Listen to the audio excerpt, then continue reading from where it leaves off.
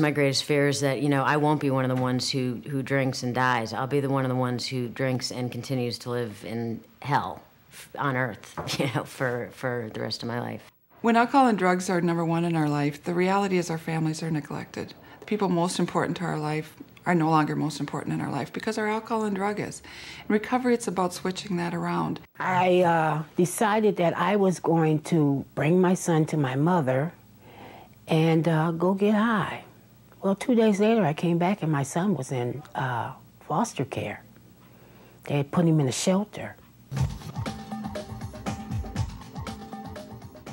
The hardest thing about getting sober and being sober was that separation from my daughter. And, I wasn't doing her any good being with her, and accepting that and being away from her was incredibly painful. And the guilt that I felt for the danger that I put her in.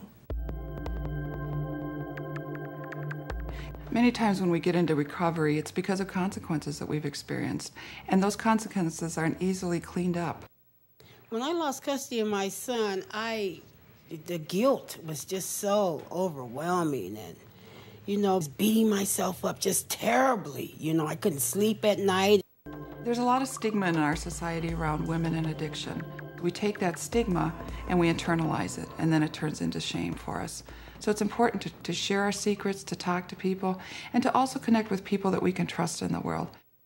With chemical dependency, we tend to die first spiritually, and then mentally and emotionally, and last of all physically. So sometimes it's a really long death.